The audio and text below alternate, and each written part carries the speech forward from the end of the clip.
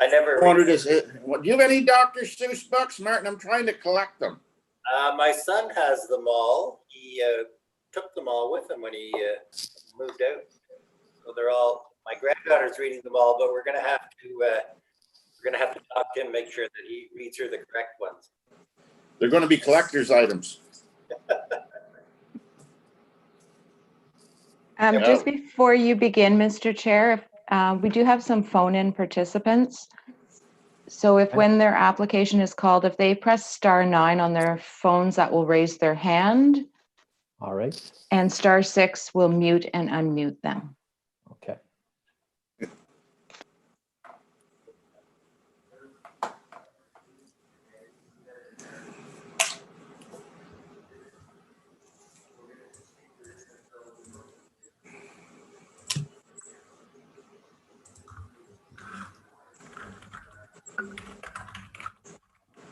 *6 on their phone, Madam Coordinator?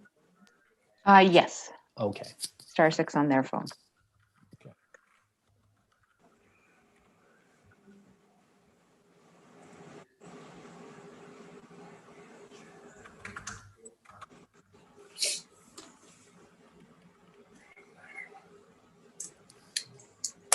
I believe we're at 9 o'clock. We have a quorum. All members of the committee are present. Good morning, ladies and gentlemen. This is a public hearing of the Committee of Adjustment for the City of Ottawa. Before we begin, we have a few announcements to make. The Committee of Adjustment is a quasi-judicial tribunal appointed by the City Council to make decisions on certain applications under the Planning Act. I'm sorry. Yep, that's right. While committee hearings are less formal than court proceedings, it's expected that all participants will conduct themselves in a respectful manner, listening to the comments of others and speaking when recognized by the chair. All right, here. With me are my fellow panel members, Jocelyn Chandler, Stephen Lewis, Terrence Otto, Martin Vervor, and my name is Fabian Poulin. I will be chairing this hearing today.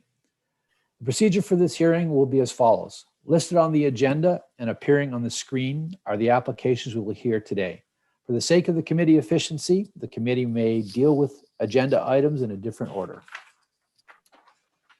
Committee members have reviewed the planning reports and any written submissions in support or in opposition of each of the applications. Today, we will hear oral submissions from any interested parties. As part of the statutory notification requirements, each applicant was required to post a sign on the property and file the statutory declaration confirming the sign posting. This declaration must be on file today before we can hear the application. Without it, I may have to adjourn the application or administer an oath if necessary. Can the coordinator confirm that we have received all the statutory declarations? Mr. Chair, we've only received the statutory declarations for 2 Henry Goulburn Way, the two applications. Thank you very much, Madam Coordinator. The committee may ask for a brief presentation of the applications, followed by questions from members, submissions from the public. Please address your comments to the chair, starting with your name and spelling it if necessary, and your municipal address. The committee limits presentations to 5 minutes. Any exceptions will be at the discretion of the chair. Before we begin, we have 2 items of business to address. Does any member present need to declare any interest in any of the applications that are before us today or any other committee panel? Yes, Ms. Chandler? Panel 2, application B00361 through to B00364 for the address 2911 Prince of Wales Drive. Thank you very much. I don't believe we have any minutes to adopt, nor do we have any adjournment requests. However, I'll ask if there are any adjournment requests from the present applications. We don't seem to have any. We will now hear the application scheduled for this hearing, and we'll deal firstly with any items. Well, just said that. So there are no adjourned items to be adjourned. And we'll move on to the items in order. So we'll start with application number 1. Application number 1 has to do with 5284 Solmere Road. Ms. Zander is the agent on file. Are you available, Ms. Zander?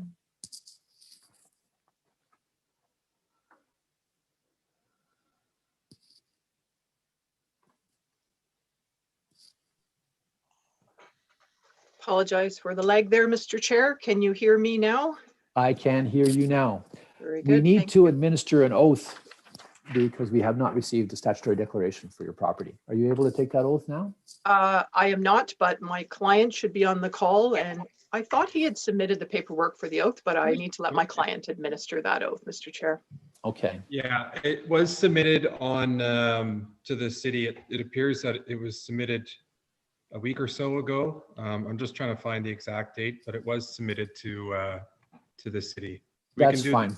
We can do the oath and it'll do the same thing. Okay.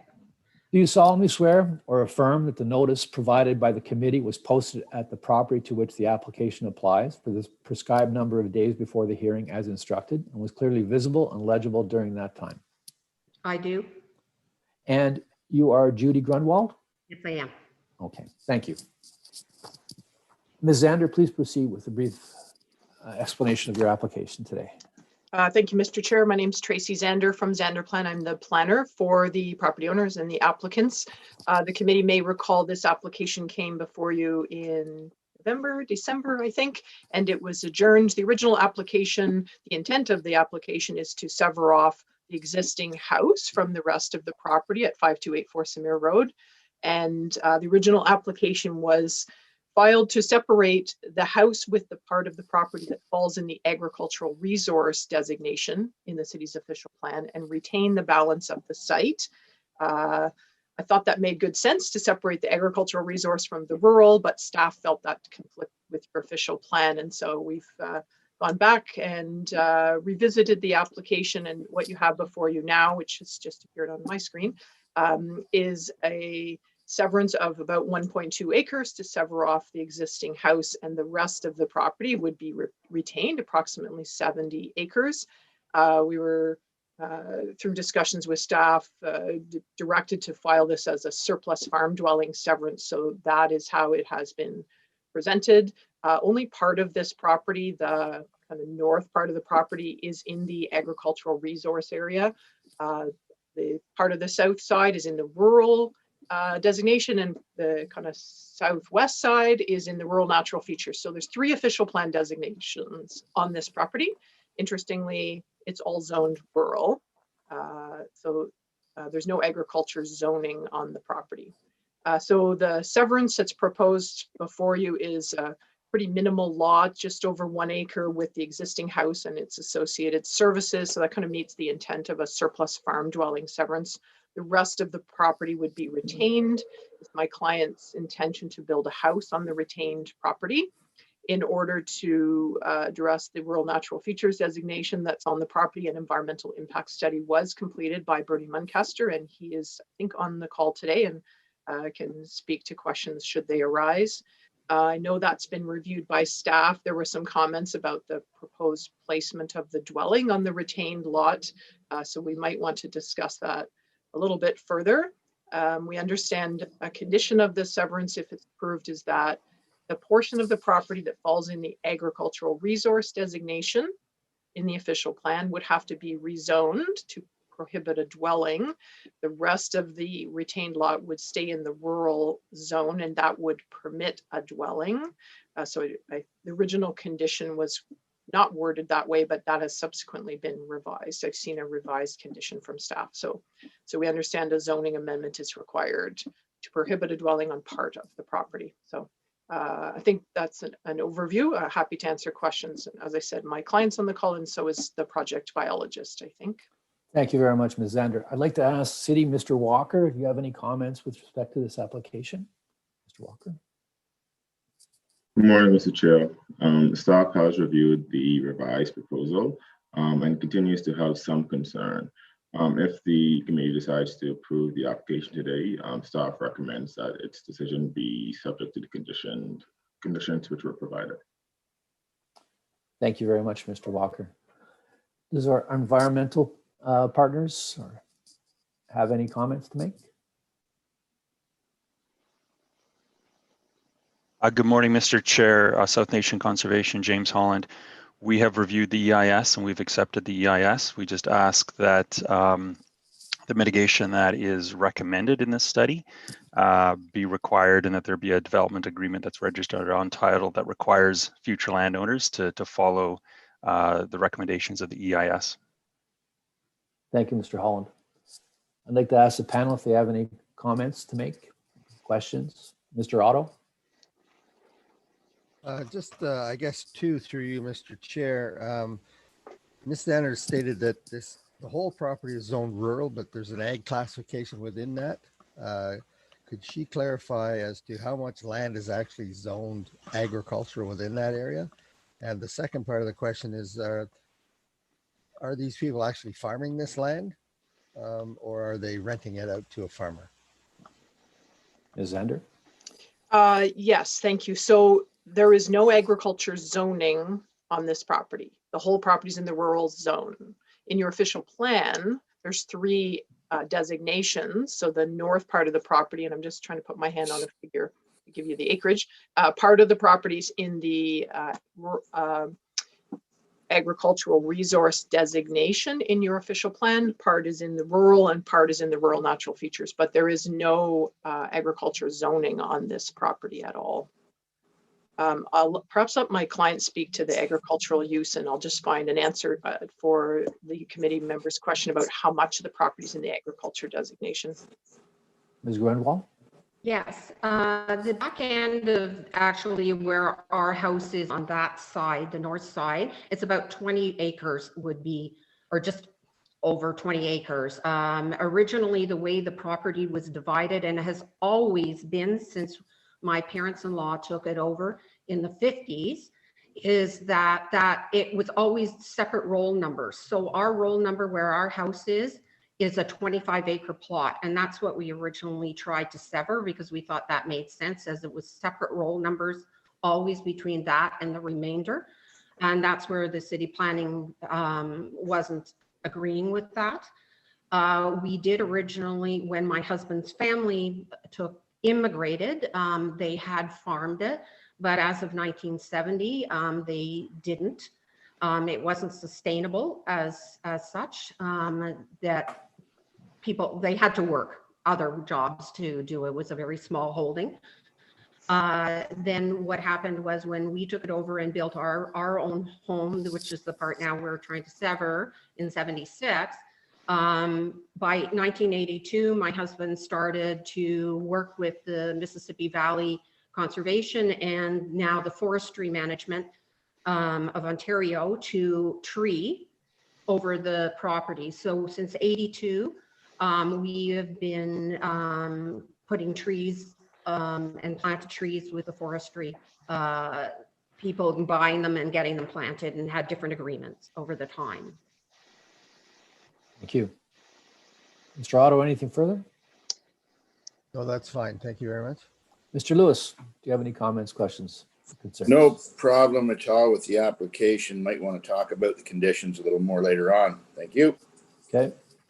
Ms. Chandler, any questions, comments, or concerns? I have no concerns with the application, but I also have a couple of questions about the conditions when we get to them. Okay, thank you. Mr. Vervor, any questions or comments? None, thank you. Okay. Now we have, I don't think we have any people from the public looking to speak on this. I don't see any hands raised. Move on to the conditions. Ms. Zander, you're familiar with the conditions? Yes, Mr. Chair, if I may, we did see a clarification on the zoning condition 2. So I'm looking at the staff report, but I assume the committee has the revised wording that indicates that the zoning to prohibit a dwelling would only apply to the part of the property that has the agricultural resource area designation on it. I believe I can read that into the record if you'd like. Yes, please.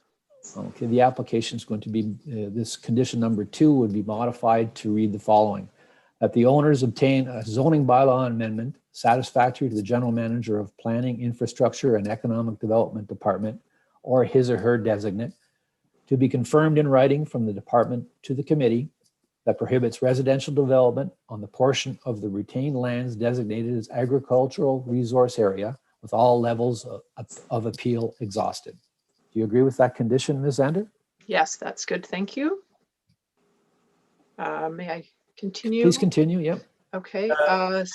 Sorry. Mr. Chair, just on that condition, I'm just wondering if we shouldn't say designated as agricultural resource area in the official plan, just to make it clear, because it's not zoned agricultural resource, so.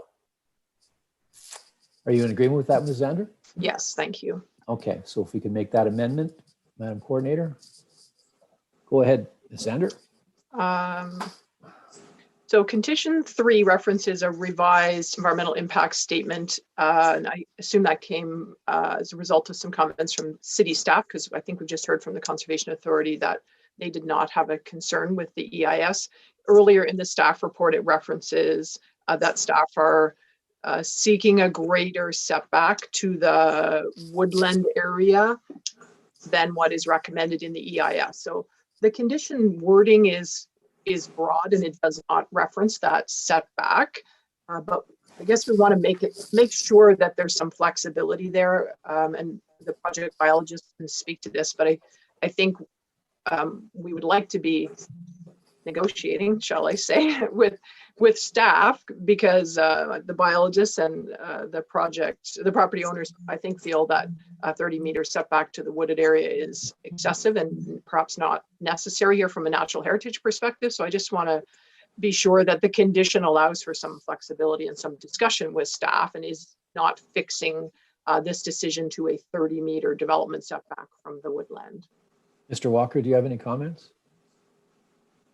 Thank you, Mr. Chair. Yes, so the condition doesn't mention a 30-meter setback. In the body of the report, staff recommends that a 30-meter setback would be ideal. However, staff is open to meeting with the applicant and their biologist to determine an appropriate setback that would be agreeable to both parties. How does that work, Ms. Zander? Yes, I'm good with that. I don't know if my clients want to speak further, but that's what I was hoping to clarify. Great.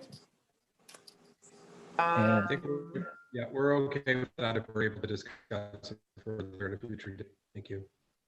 You're welcome. Thank you, Mr. Walker. And then condition 4 that speaks to the road widening. Again, I see the dialogue in the staff report section of the report. In the past, the committee has only applied that road widening condition to the severed parcel.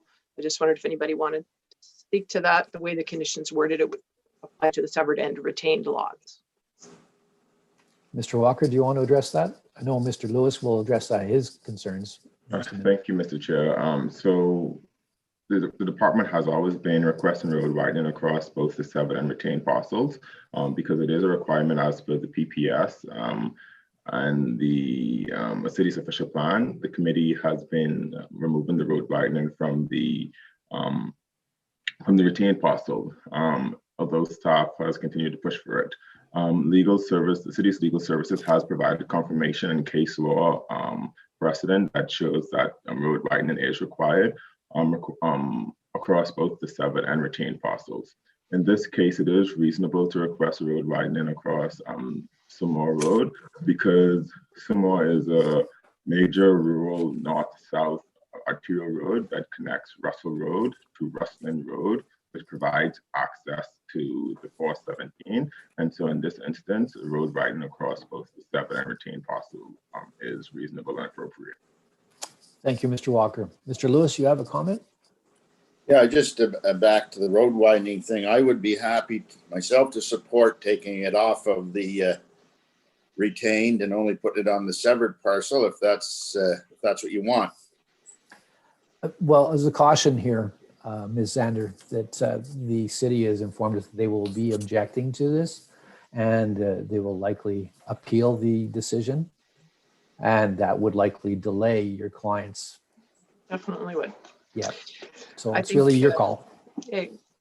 My response is then I think the condition needs to stand. We certainly don't want to delay that. I will let my clients nod or whatever they prefer, but I don't think this warrants standing on a hill and fighting if it's going to subject my clients to an appeal. But my clients may want to speak directly.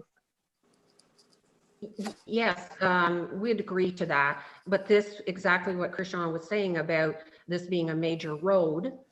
This is an 80 speed limit road. It is super busy because it is on the eastern side of Ottawa. It's a trucking It's a trucking route. This is very, very noisy.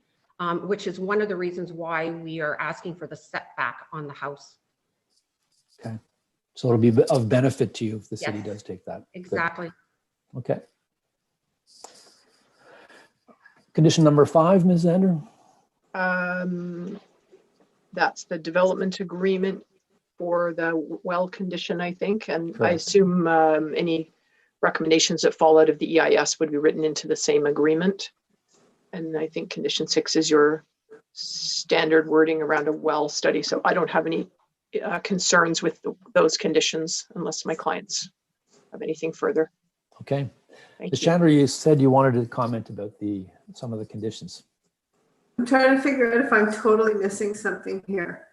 But if you're only allowed one house on a lot and there's a development agreement based on the EIS pinning the house down to a specific location, what is the zoning bylaw amendment to prevent development on the agricultural portion achieving? Mr. Walker, can you respond to that? Thank you, Mr. Chair. So as per section 3.7.3 of the official plan, where there is a surplus valuable and severance taking place, the retained agricultural land is to be rezoned to prohibit any further development on that portion to prevent the loss of any farmland. Chandler? Again, though, practically speaking, with a development agreement, putting a house on a spot, they can't develop on the other area by default. I mean, I know that's what the OP says, but I also know that it's generally meant to apply where it's an entire retained non-developable lot, but we are identifying a development envelope here. Zoning bylaw amendments, to me, it's kind of like that belt and suspenders thing. We're doubling up on achieving the same conditions. So I actually don't think the zoning bylaw amendment is necessary on this lot for that purpose, unless someone has a reason that I'm missing. Ms. Zander? Yeah, I would absolutely agree with member Chandler as a planner. Yeah, I've kind of said that all along. The development is going to be on the rural part of the property. It's going to be defined. There'll be a well drilled there. The environmental impact study has put recommendations. There's going to be a development agreement. So all of those things will be in place to control where the development goes. And because the retained property is not entirely agriculture and it's not even zoned agriculture right now, I do think the condition is excessive. Thank you. Mr. Walker, you want to comment? Yes, thank you, Mr. Chair. So I would, reiterate that this is a requirement as per the prevention policy statement and the city's official plan. And I can confirm if the condition is removed, staff will be objecting to this application because it would not meet the intent of the PPS nor the city's OP. Thank you. Mr. Vervor, any further comments? No, I guess Ms. Zander will have to make another decision, I guess. Again, my clients can speak up, but we obviously don't want an appeal. We've lost several months just in this adjournment to get here today. So we'll proceed with the zoning amendment the way the condition is written, if that's the committee's decision. Okay. Thank you. Mr. Lewis, did you have anything further to say? No, just if they wanted to do the zoning bylaw amendment thing, we might as well do the road widening thing anyway, and they can deal with it all at once. Sorry, can we get an understanding of what this means? So if we object to what Mr. Walker is suggesting and we go through that adjournment or whatever it is, what happens? I don't understand. There will be a delay. The city will appeal the decision and there will be a further delay. It'll be delayed to the LPAT. And to that end, you'll be delayed in your application being approved and then furthermore, your development of your lot. I understand. Thank you. You're welcome. At this time, I'd like to ask the members for approval of this application with all 6 conditions intact without any modifications, other than those that were already read into the record. All those in favor, please raise your hands. Your application is approved, Ms. Zander. Thank you very much. Very good. Thanks for your time. Take care. Bye. Now we're going to move on to application number 2 and 3. Application number 2 is having to do with 2 Henry Goulburn Street. Miss Sarah Butt, are you available?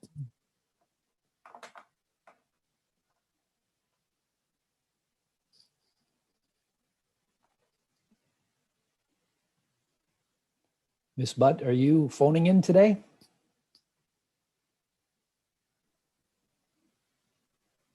Good morning, Mr. Chair. I am obviously not Sarah Butt, but I am her colleague, Ben Clare with McIntosh Perry, and I'm ready to speak to these applications at the appropriate time. Thank you very much, Mr. Clare. Yes, we have received your statutory declaration for both the applications, so we can now proceed to having you give us a brief description of the application. Perfect. And just ask that thank you, Mr. Chair. Just ask through you that the coordinator launches our brief slideshow presentation. And if someone could just let me know when they can see it. I can see it. Perfect. So I'll dive in. Good morning again. I'm Ben Clare. I'm a professional land use planner with McIntosh Perry, and I'm working on behalf of the owners, Melissa Cruin and Kyle McCutcheon. The application in front of committee this morning includes a severance and then 2 minor variance applications that address proposed lot width deficiencies for the proposed resultant parcels. I've got 8 slides here, and I'll run you through the subject lands, some neighborhood context, which is quite important for these applications.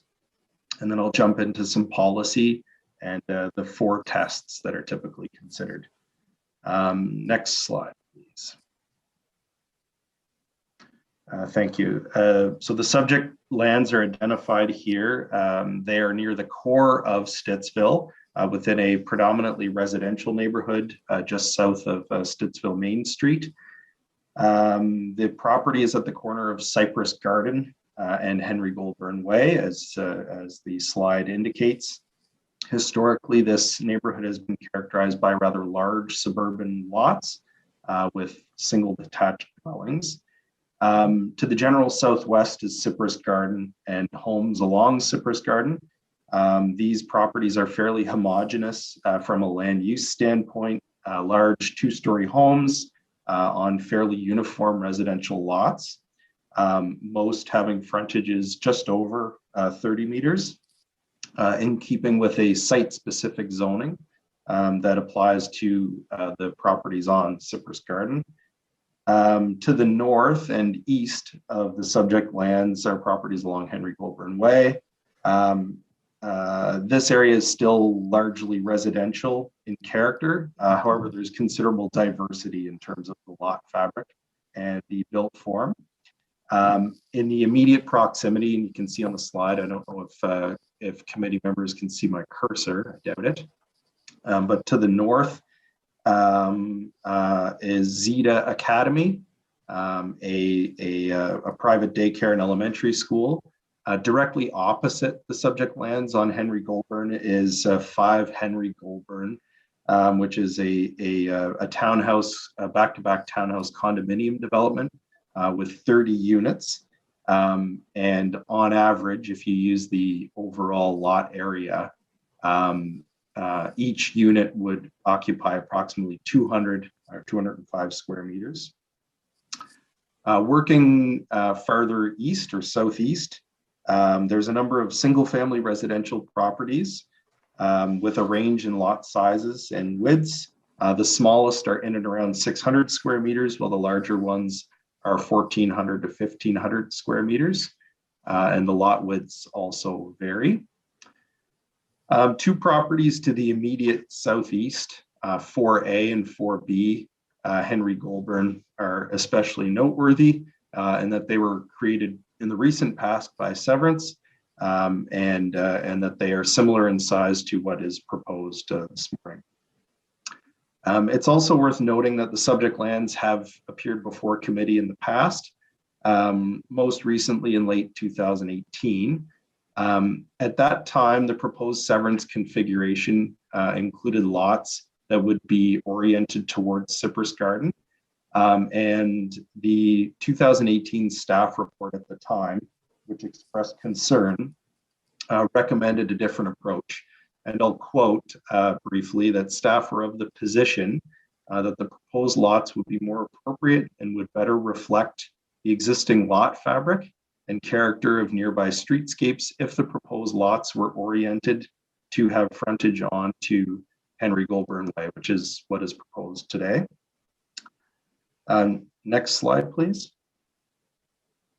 So the next 4 slides I won't spend a whole lot of time on. They provide an overview of the subject lands and describe the proposed severance. It's fairly straightforward in this instance. So the existing lot area is 1,689 square meters. The frontages are fairly similar, just over 38 meters on both Cypress Garden and on Henry Goulburn Way. Access is on Henry Goulburn Way today, and the buildings and structures that exist include a detached dwelling, direct garage, a deck, sorry, garage, and a shed. All these are proposed to be removed. It's also worth noting that these are oriented to Henry Goulburn as well. Next slide, please. The proposed consent. So this is an excerpt of the draft reference plan prepared by Fairhall Moffett. What this shows committee members is that there are 2 equal lot widths proposed of 19.05 meters. Part 1 is the retained lands. They'll be 785 square meters. Part 2 are identified as the severed lands. In this instance, they'll measure just over 900 square meters.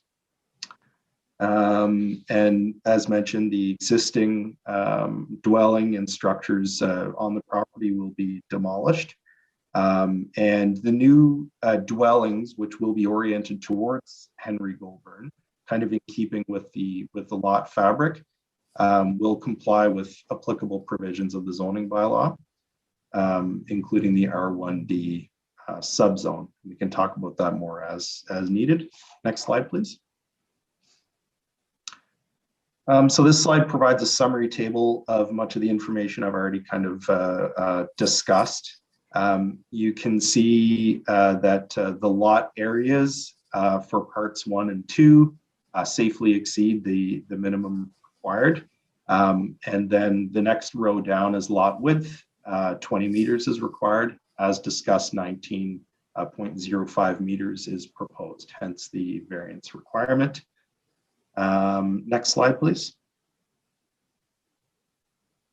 And this is slightly redundant at this point, to be quite honest, but this is a sketch, again, indicating the variance required.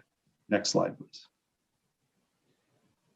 So the final 2 slides, including this one, address the appropriateness of the proposal in relation to policy and zoning, and then the 4 tests. The planning brief that was submitted concurrently with the application expands on this stuff considerably, but as a high level, the PPS policies that are relevant here generally support efficient and suitable density within settlement areas and generally support residential intensification. And then the associated City of Ottawa official plan policies generally support various types and densities of housing within the city's general urban area, including intensification.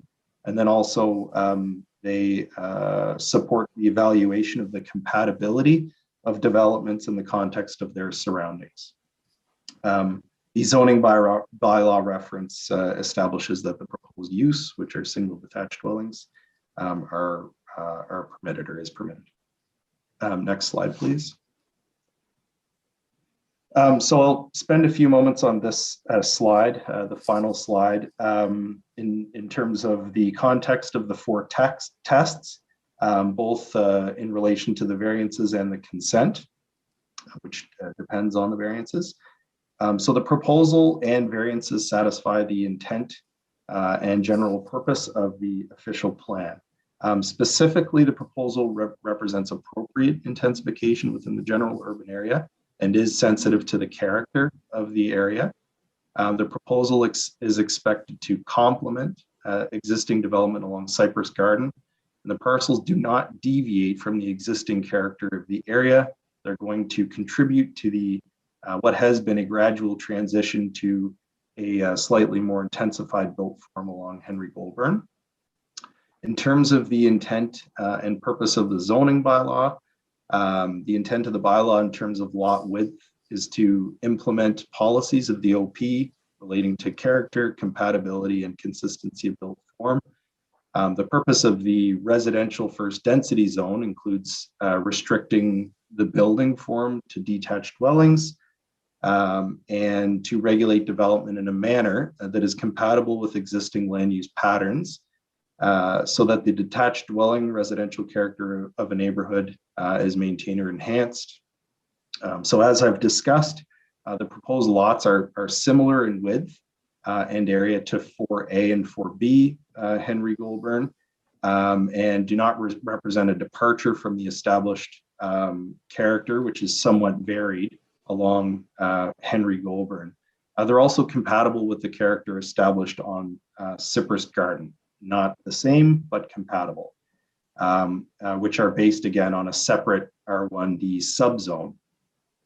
In terms of minor nature, as staff and committee are aware, the board and tribunal both have established that this test should focus on impact and not on the mathematic difference, that 0.95 meters in this instance, and whether or not there is impact introduced. As mentioned, there's no evidence in this instance to suggest that this variance or the severance will cause undue adverse impact on surrounding lands, and all other zoning requirements will be satisfied, including setbacks, height restrictions, and lot coverage.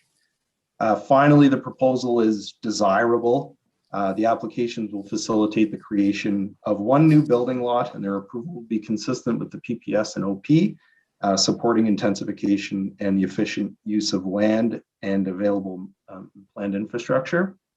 3 notes before I turn it over, if possible.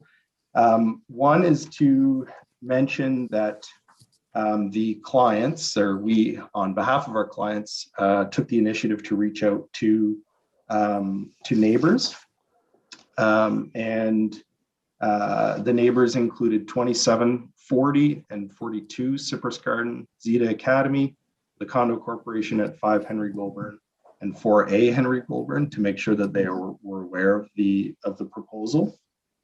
And the other thing to mention, I guess, in relation is we received 2 comments as a result, either of that circulation or the city's. One was from the owner of 4A Henry Goulburn, who was mostly interested in having it confirmed that the driveway proposed adjacent to their lot would be kind of a typical driveway, and that assurance has been provided.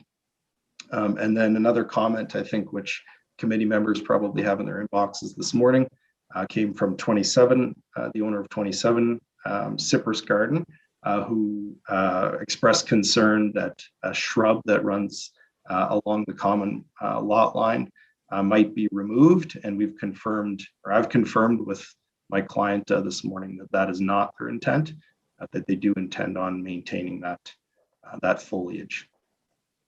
So happy to answer any questions. Thank you, Mr. Clare. Now I'd like to move on to our city planner. Mr. Walker, do you have any comments or questions to make? Thank you, Mr. Chair. The department has reviewed the proposal and has no concerns, subject to the conditions provided. Thank you, Mr. Walker. Don't believe our Conservation Authority has anything to comment on. Mr. Ogden, Ms. Ogden?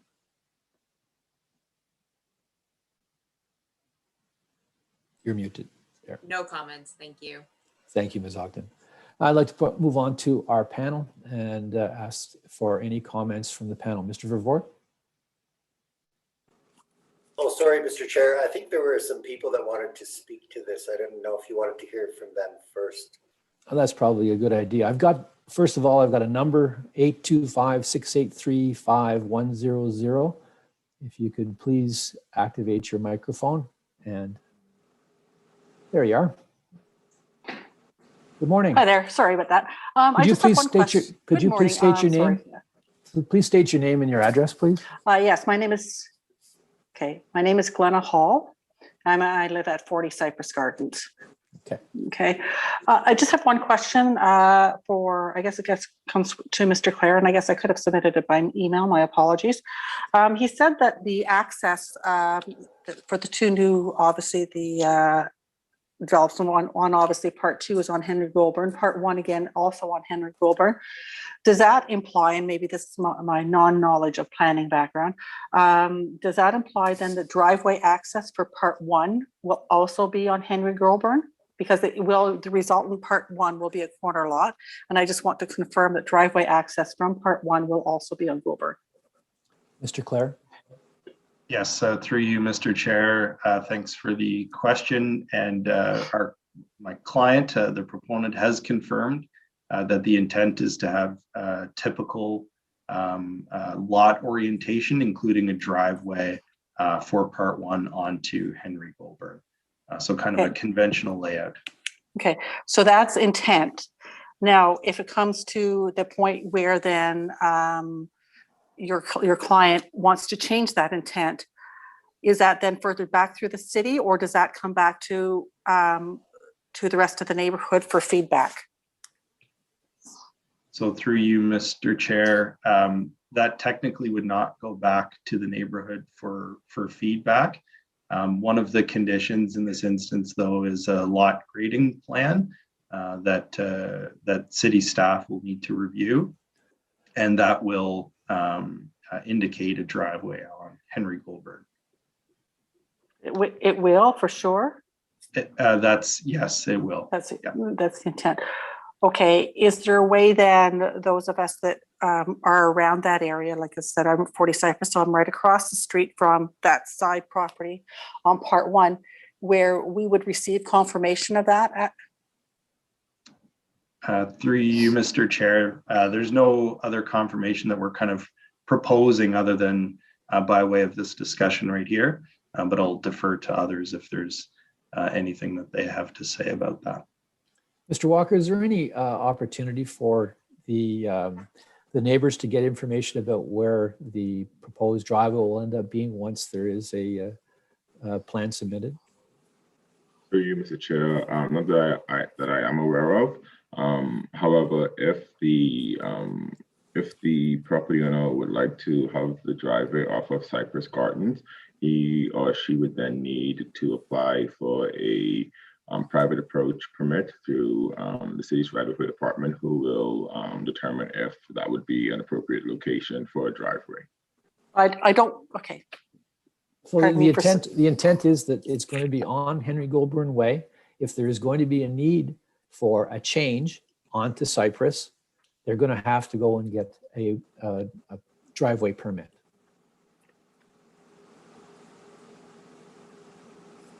Does that answer your question, Ms. Hall? Okay, yeah, it does. So then the driveway permit would then go through the city? Okay. Yes, yep. Okay, no, that's fine. That's what I wanted to know as far as the access there. Okay, thank you. Thank you, Ms. Hall. There is someone else, Nicholas Payman, I think. You're muted, ma'am. I'm his wife, and we're both in school, so he just had to step away. We're trying to juggle this. We're both in high schools right now, so. Okay. I'm just going to speak on behalf of both of us, if that is okay. That's fine. What's your name and your address, please? It's Christina Gray Payman. I live right next door at 27 Cypress Gardens. Okay. Please proceed. My other concern besides the driveway was, as I think Mr. Clare said earlier, was the mature cedar hedge that obviously provides my property with privacy and was the reason that we bought that property. So I just want to make sure as well that that is somehow indicated in writing that that will not be cut down, because if that is cut down, that significantly impacts my lot. Mr. Clare. Yeah, so just to address the question kind of very transparently, there's nothing in writing as of now that confirms the cedar hedge won't be removed, but I have confirmed with my client that they have no interest in removing the hedge. They also see it as mutually beneficial in terms of privacy. 9-meter rear yards are required here. So there's no plans to remove that hedge whatsoever. We can probably follow up with you afterwards to confirm that by way of email. But at this time, there's no kind of formal agreement that would address that. So I guess I would just like to see some formal agreement, because that, for me, is a pretty significant concern. I don't have any other concerns besides that and the driveway, but that's a very significant concern. So if that could be confirmed in writing, I would appreciate that. Mr. Walker, do you have any comments? Yes, thank you, Mr. Chair. I would note that the property is subject to the tree protection bylaw, and that at the time of building permit, a tree information report will be required, and the city's infill forester will be conducting a review to protect as much of trees on the property as possible. Thank you. And go ahead, sorry, Mr. Clare. Sorry, Mr. Chair. The only other thing I would confirm is or provide is that a survey has been conducted, and it actually confirms, as far as I can discern, that that those hedges are at least in part on Ms. Payman's property. So removing them might not even be feasible if that was part of anyone's plans. Okay, thank you. Anything further, Ms. Payman? So I'm just wondering then, is that possible to get that confirmed before the construction begins, once that's been worked out, somehow confirmed in writing? I'm not certain that that can be done. Today, we're just dealing with the application for consent application and minor variance. We have very limited powers. We can't add those types of things into this application or at this time. So I think Mr. Clare is offering several different venues for you, as well as Mr. Walker suggested another opportunity that the city will be looking at the trees in pretty big detail, because we now have a very strong forestry bylaw in place. So I think that there's a good opportunity that what Mr. Clare is offering you is going to happen. Okay. Okay. So now I'd like to move on to, is there anyone else, or is it just the two Paymans? There's a Nicholas Payman online. Is that your husband? Yes, and he's principal today, so he had to step away. Okay, fair enough. Fair enough. I'd like to move on to the panel, ask the panel for their questions, comments, or concerns. Mr. Lewis? No questions or comments. Thank you. Ms. Chandler? None. Thank you. Mr. Vervor? None for me. I agree that it does meet the requirements of the provincial policy statement, the official plan, and the infill guidelines that the city has, and the applicable bylaw provisions. So I have no concerns. Thank you, Mr. Vervor. Anything, Mr. Otto? No, I'm fine. Thank you. Okay, thank you very much. We have two items to vote on. First is the consent application to subdivide the property into two parcels. I'd like to ask the panel for approval of that application. Please raise your hand if you agree. Your application is approved, Mr. Clare. And the second application is minor variance application to permit reduced lot width of 19.05 meters on both part 1 and part 2. All in favor, please raise your hand. Your application is approved, Mr. Clare. Thank you very much. Thank you. Now I'd like to move on to application number 4, having to do with 80 Constance Lake Road. Ms. Emily Coyle, are you available?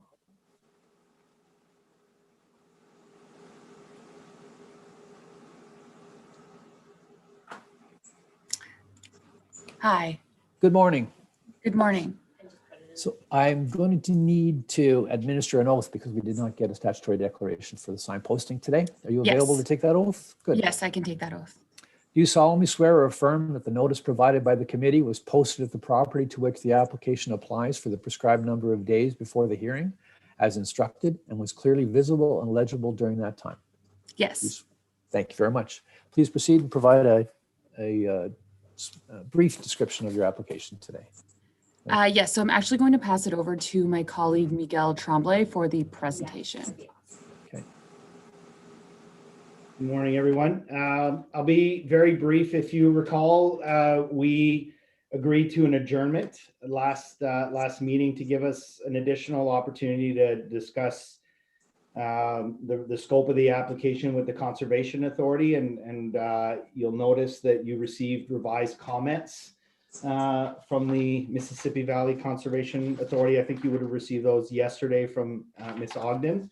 We had a very successful meeting on February 25th, and I think we've resolved issues with the CA, but of course I'll let them speak to it. Just briefly, 82 Constance Lake was subject to a previous consent application. It was approved and registered. The lot exists with a 12-meter wide driveway off of Constance Lake Road.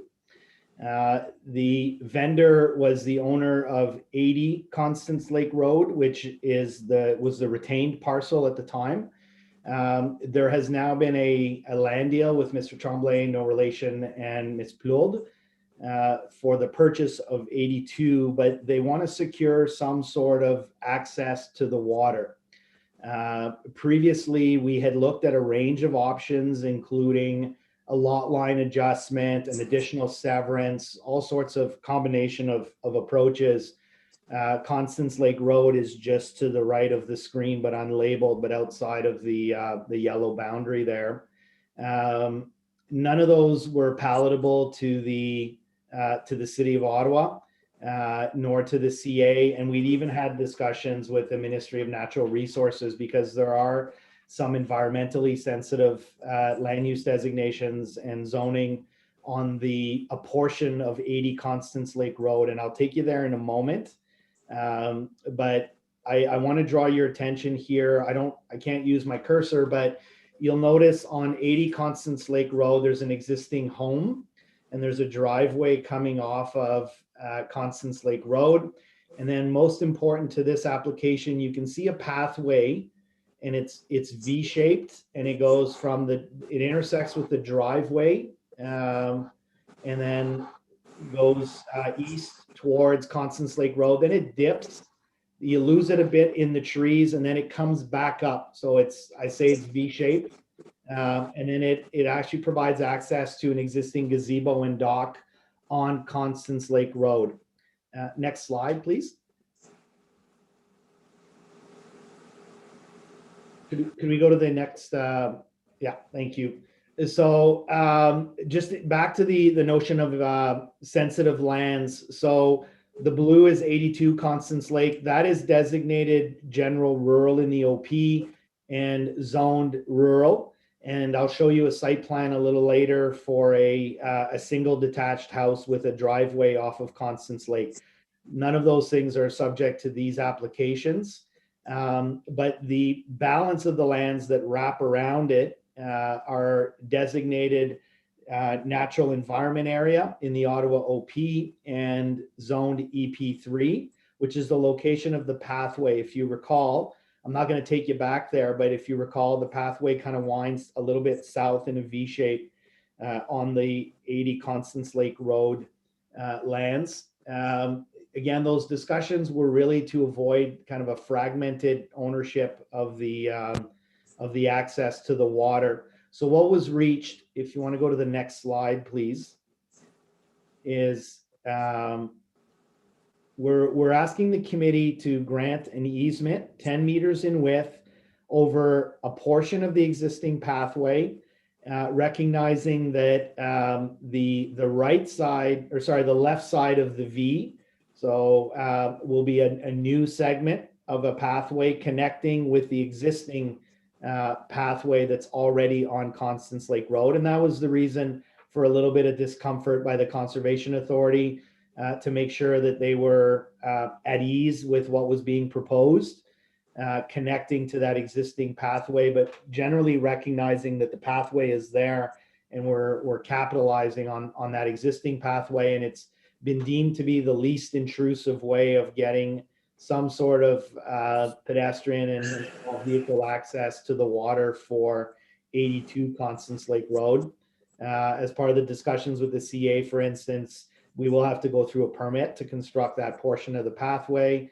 They seem comfortable with it, and there was discussions that we could look at replanting and supplementing and compensating, if you will. So next slide, and I think I'll end on that one, but it's so disregard the configuration of the pathway. The architect, when he prepared this, had no real bearings on where the pathway was actually located, but simply to say that the pathway is just to facilitate access from what will be a building permit for the existing, or for a new house and garage, and that will be subject to a building permit at the City of Ottawa. And it's, again, not truly related to this application, but it's really to show you how all the parts fit in, if you will. And then maybe just, I'll leave it on the last slide.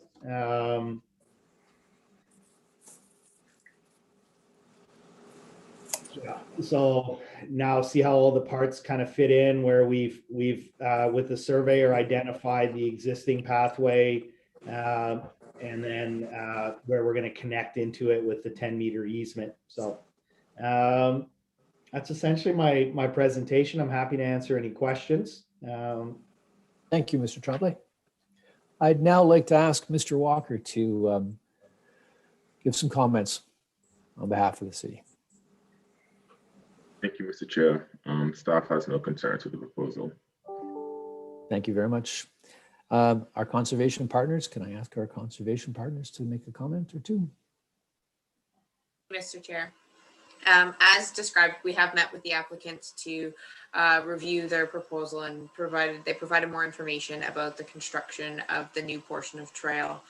So as we noted in our initial comments, we did have some concern with the creation of new trail through the ANSI, so the Area of Natural and Scientific Interest, as well as the Conservation Authority's regulated area. Through our discussions, it was understood that this previously was a trail area, so it had some existing disturbance. And through our discussions, the applicants have agreed to go through that compensation process to have some additional plantings to address any of the disturbance proposed. So with the requirements of our permitting process, the Conservation Authority has no objection to the application. Thank you, Ms. Ogden. Do we have any members of the public that would like to make a comment? I notice we have a Michelle. Did I see her face? Michelle's the purchaser for 82 Constance Lake. Okay. Hello. Hello. Do you have any comments or questions? No, I think Miguel has represented us very well. Perfect. But I'm here to answer any questions. Thank you very much. No problem. I don't believe there are any other members of the public who'd like to make any comments. From there, I'd like to go to the panel now. Ms. Chandra, do you have any questions or comments? None. Thank you. Mr. Lewis, any questions or comments? No, if conservation people are happy and applicants happy, I'm happy too. Great. Mr. Vervor, any questions or comments? No, I'm as happy as Mr. Lewis. Thank you. Thank you. Mr. Otto, any questions or comments? I won't spoil the mood. I'm okay. Thank you. Okay. To that end, I'd like to ask the committee to approve this permission application. All those in favor, please raise your hands. Your application's approved. Thank you very much. Thank you. Have a good day. Now I'd like to move on to application number 5 regarding 865 Berryside Road. I believe the agent on file is Mr. Ryan Polton. Mr. Polton, are you available?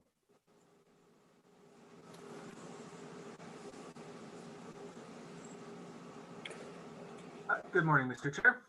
Good morning, Mr. Polton. I need to administer an oath for a statutory declaration for the signposting. Are you available to take that oath? Yes. Do you solemnly swear or affirm that the notice provided by the committee was posted at the property to which the application applies for the prescribed number of days before the hearing as instructed and was clearly visible and legible during that time? Do you swear? Yes. Great. Please proceed with a brief description of your application, please. Okay, so I'm Ryan Polton. I'm a planner at Novatech. With me today on the call is Marie Chown, Director of Planning at Novatech, and we're representing the owners of 865 Berryside Road. So we had this application adjourned a couple of weeks ago in response to comments from the Mississippi Valley Conservation Authority. We needed some time to meet with them, discuss their concerns, and as a response to that, we've requested an amendment to the permission application. So we've modified the proposed deck. We're decreasing its depth. So what we're doing effectively is increasing its setback from Constance Lake. So as amended, our request for permission for the deck is to be located 15.94 meters from the normal high water mark of a water body. And I'm not sure if you guys need to approve that now before proceeding with the presentation. That will be read into the, or put in the comments section of this application. That's fine. Thank you. Okay. I see the slides have started. That's good. So for 865 Berry Side Road, it's located on the east side of Constance Lake. It is north of Canada North and as well west of the Ottawa River. So it's in a rural area. On the next slide, it's just a zoomed in slide of the property. If we can go to the next slide.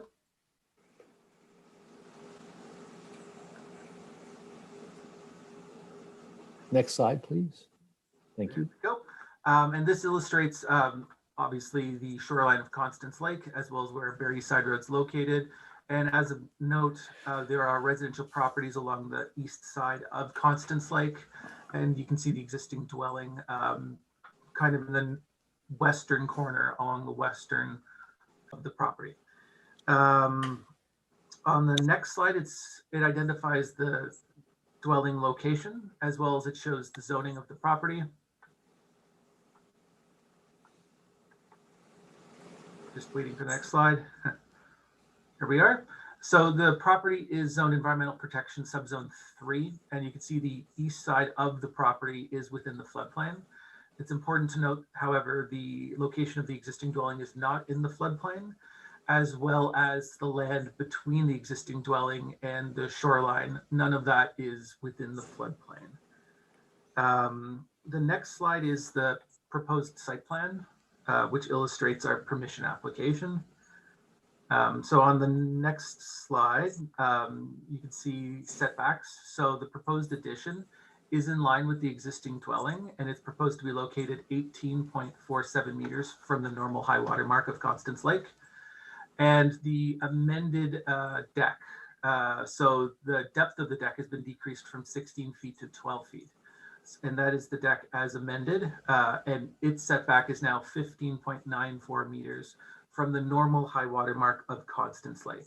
And I would like to note at this point, the existing dwelling is considered a legally non-conforming use with respect to its setback from Constance Lake, and our application is to expand that legally non-conforming use in terms of permission for the addition as well as for the deck. So that's an overview of the property and what's proposed. I'd like to then move on to the tests for permission for the application. Sure, and that's all up right now is the proposed floor plan. Now this floor plan has not been modified as per permission for the deck. So it's still showing a 16-foot depth of the deck. But this is an idea to give you a layout of the addition as well as the existing house and how it relates to the deck. So to begin with, the first test is for expanding legally non-conforming use. Is it desirable for the appropriate development of the land? So first of all, the proposed addition and deck are not located in the floodplain on the property. As well, I would note the property is not identified as unstable slopes on Schedule K of the official plan. So there's no risk with regard to slope stability by the proposed construction. There's also on file no concerns raised by the neighbors, as well as no concerns from the City of Ottawa in terms of our permission applications. With regard to the amended deck size, the Mississippi Valley Conservation Authority is suggesting that the deck be relocated to be south of the proposed addition. On this image, that would be to the left of the proposed addition, the sunroom. So the reason why the deck's located where we're proposing it is it has synergy with the existing kitchen. You'd be able to easily move between the kitchen and the deck. If it was moved to be located to the south of the building, to the east, in the side yard, you would have to walk from the kitchen through the addition and sunroom out a door onto the deck. It's simply less convenient. It's less desirable in terms of the layout of the dwelling. It doesn't work as well with how the owners want to use their house and the layout. As well, I would just like to note that in terms of construction for the deck boards themselves will be spaced so that the deck surface will be permeable. Rainwater would be able to permeate the deck and go into the ground, so that its construction minimizes its impact it could have in terms of rainwater and water quality on Constance Lake. So in summary for that, we find that the proposed addition as well as the proposed deck and the permission is desirable for the use of the land with respect to the layout of the existing house. The second test is on the impacts of expanding the use on neighboring properties. And I want to highlight that the test itself is strictly limited to neighboring properties, adjacent properties. So in that context, again, there have been no concerns raised from neighbors or from the City of Ottawa in terms of this permission application. The proposed deck location, it's illustrated well in these floor plans. It's recessed between the existing house. You can see the wall, it's highlighted in orange, as well as the proposed addition sunroom, which is in line with the existing house. So the deck itself is recessed in a small pocket of area, and that's where it begins to project from the house. Moving the deck, I'm only, because there's been no concerns raised with the addition, I'm just going to strictly speak to the permission for the deck and its location. So with regard to the proposed location from the Conservation Authority, this would be locating it in the side yard. It would be closer to the property owners to the south. Locating that deck where they have suggested, while it's set back further from Constance Lake, it would increase the impacts of the deck in terms of enjoyment of the property owners to the south. You'd be able to see the deck more. There's a few trees on the property, but there's not a lot of trees where this house is located. So that would increase the impact of the proposed deck, even though you wouldn't need permission for it more so than the existing dwelling. The sunroom itself shelters the deck from the property owners to the south. So in terms of impacts on the neighbors, the deck location minimizes impact on neighbors. Finally, any perceived cumulative impact from granting of this application in terms of precedent for further development is outside of the limited scope of the test for expanding the properties in terms of its impacts. The test for impacts is limited to adjacent neighbors. So any concerns with how this might, granting permission for this deck might have on future applications are simply outside of the scope of what we're considering here today. So our conclusion is this deck location as amended to decrease the depth of the deck. We've done that basically to, yeah, and here's some floor plans. They don't really illustrate the projection of the deck very well. You can see, and again, this also is maintaining 16-foot depth so that these elevations are not accurate as terms of how far that deck will project from the house, but it's minimizing the impacts of the deck in terms of adjacent neighbors. So that is my presentation, and I'm happy to take questions. Thank you very much, Mr. Poulton. Mr. Walker, do you have any comments on behalf of the city? Mr. Chair, staff has no concerns with the proposal. Thank you, Mr. Walker. Now I'd like to ask the Conservation Partners if they have any questions or comments. Ms. Ogden? Thank you, Mr. Chair. The Conservation Authority has reviewed the application and discussed it with the applicants. And we understand there has been a revision to the deck as proposed, which is an improvement on the prior proposal. It's the Conservation Authority's position that further encroachment towards the Constance Lake and any water body should not be encouraged for new development occurring. In this case, the existing dwelling is within the 30-meter setback from the normal high water mark. And so it's for that reason, the Conservation Authority has no concerns with the proposed addition as it maintains the existing setback of the dwelling on the property. With regards to the proposed deck, it would be an encroachment closer to the water than the existing dwelling, and as such isn't supported by the Conservation Authority. On the subject property, there is sufficient area to accommodate the proposed deck within the off the side of the proposed addition. We feel this is the most desirable area for the proposed deck as it minimizes any impacts on the shoreline and maintains the existing development setback established on the property. The deck would be in a similar location to where it is currently on the property, off the side of the dwelling, would just be extended to off of the proposed addition. In terms of impacts on the neighbor, the proposed deck would not encroach any closer than the existing side yard setback of 17.35 meters from the garage that's on the property today. So with that in mind, the Conservation Authority's recommendation is that the permission be granted for the addition and the deck to maintain the existing setback of the dwelling. Thank you, Ms. Ogden. I don't believe there's anybody from the public that is looking to speak, so I'd like to move on to the panel and ask for them for their questions or comments. Ms. Chandler. I have a couple of questions. Maybe this is a learning opportunity for me. Okay, so the 30-meter setback, just to be clear, it's not related to hazards in neither the OP or the zoning bylaw. It's purely a water quality setback. I don't think that's a question. So the floodplain and the slope stability point is moot on this. I'm a little surprised that no EIS was brought forward, at least to buttress the argument that there'll be no impact from the deck extension. I don't think that's a statement that anyone can make other than a biologist. Basically, decks weren't included as permitted projections into those setbacks in the zoning bylaw.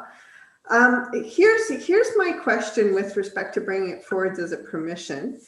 How is a non-conforming use different from a non-conforming structure?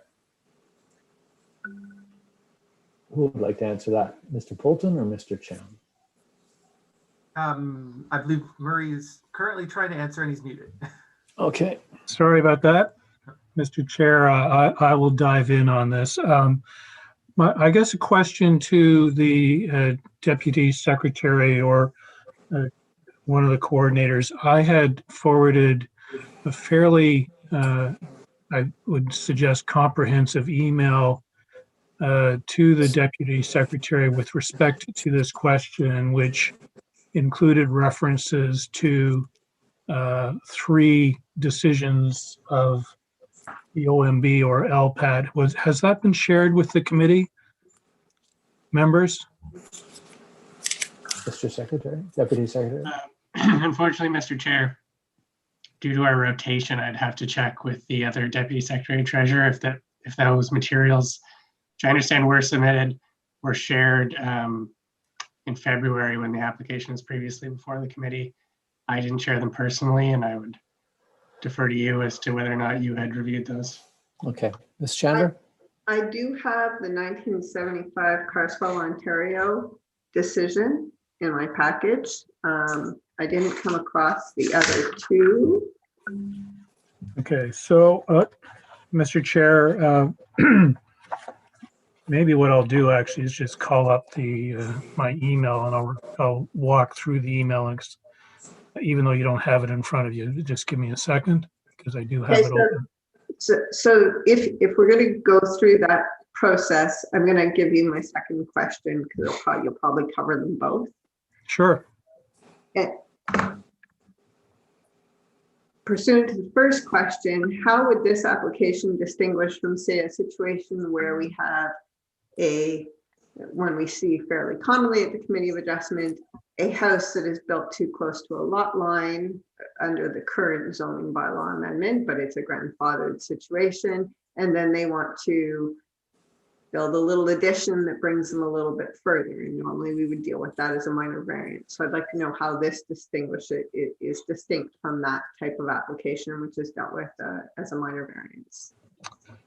So thank you, and I will try to assist the committee to understand the answer to both of those questions. So that for the longest time in the province of Ontario, planners and municipalities differentiated between non-conforming and non-complying uses. Non-conforming meaning that, for instance, you've got a residential zone and you've got an existing corner store. That corner store is recognized as a non-conforming use and has certain rights under the Planning Act. Zoning bylaws and planners across the province, however, differentiated that from properties where they simply don't conform to a performance standard. Either they don't conform to a setback requirement, or they don't conform to height, or they don't conform to parking, or whatever. That differentiation came into question actually at the time of the appeal by Tim Hortons of the City of Ottawa zoning bylaw 2008-250. And a decision came out of that appeal that established or clarified what the Planning Act provides with respect to non-conforming rights. That decision, there's been some debate amongst the legal fraternity as to whether or not that decision applied equally to non-complying versus non-conforming uses. That distinction came to a head in a hearing of an appeal in Rideau Lakes. And that was a decision issued by Mr. McCooch on November the 17th of 2020. And that was a situation quite similar to what's before the committee today, actually, where the applicant had an existing non-complying dwelling on the property that was located within the 30-meter water setback. The proponent, years earlier, had attempted to get approvals from the Committee of Adjustment in Rideau Lakes Township for a minor variance to replace the existing structure and enlarge it slightly. That application was refused by the Committee of Adjustment. It was appealed to the OMB, and the appeal failed. The proponent came back several years later and filed a permission application to expand the existing legal in today's jargon or common jargon, non-complying structure. We successfully, and I was on this file, we successfully argued at the hearing that there is no difference under the Act between non-complying and non-conforming uses. The position of the township was that there was a difference and that Section 45(2) shouldn't apply. Mr. McCooch, in his decision, disagreed with the legal arguments of the township, agreed with the legal arguments of the proponent that there is no difference between non-complying and non-conforming rights under the Planning Act.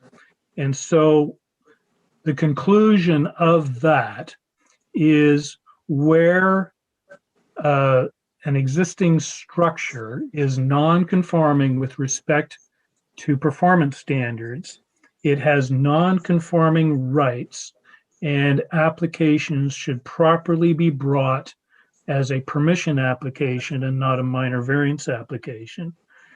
Then anecdotally, quite interesting, in the email I'd sent to Ms. Brenning earlier in February, just a month ago, I guess, there was a decision in the city of Ottawa from, just let me get the date,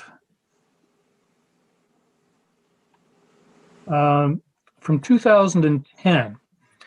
And it was an appeal of a refusal of the Committee of Adjustment of the City of Ottawa to grant minor variances for a replacement of an existing garage that was shared between a number of homeowners in the glebe.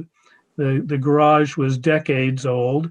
They wanted to take it down and replace it and expand it ever so slightly. They filed for minor variances. Neighbors objected. The Committee of Adjustment turned it down. They appealed that decision to the Ontario Municipal Board. And in a quite enlightening decision, Mr. Chi Hing states that it is the board's view, and I quote, that the city and the COA have incorrectly used Section 45(1) of the Planning Act in their assessment of these applications, and the applications seek an enlargement to an existing legal non-conforming use. It is subsection 45(2) of the Act that applies to the extension or enlargement of a legal non-conforming use. And then the board, in that case, the appeal is dismissed and pursuant to subsection 24(2) of the Act, the construction and enlargement of the parking structure is permitted. So the law is that where you have a structure that doesn't conform to performance standards under the zoning bylaw, it is a legal non-conforming use, and a proper application to expand that use is a permission application brought to the Committee of Adjustment. I hope that helps. Thank you, Mr. Chown. And as I say, that all of those decisions are included in an email I sent to Ms. Brenning a month ago, and if she didn't share it with the committee members, I would ask staff to please do that. Ms. Chandler. Have to ask, okay, so a lot of this circles back actually quite directly to that Rideau Lakes OMB decision. I have to ask Mr. Chown, was the appellant, I know this seemed a little bit off, but was the appellant in that decision by the last name of Fraser? Yes. I am going to have to recuse myself from the rest of this discussion. I will declare a conflict of interest relating to this. I didn't realize that this matter was going to come up in relation to this. So my apologies. Okay. I know, and I would have, but I would leave the meeting now. I think we're on our last application. We are, So yes. I will remove myself from the discussion. Thank you very much. Thank you, Ms. Chandler. Mr. Lewis, do you have any questions or comments? No questions, no comments. I'm okay with the application. Thank you. Mr. Otto, any questions or comments? No, I'm fine, thank you. Mr. Vervor, any questions or comments? Just a quick question. I have a bit of a different view of this. The addition seems to give me a bit more pause than the actual deck.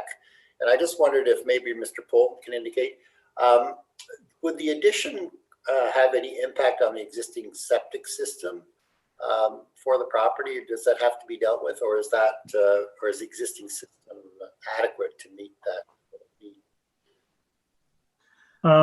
If you don't mind, I'll respond to that. The addition isn't increasing any load on the septic system. It's just adding a sunroom. It's not adding plumbing fixtures or anything like that.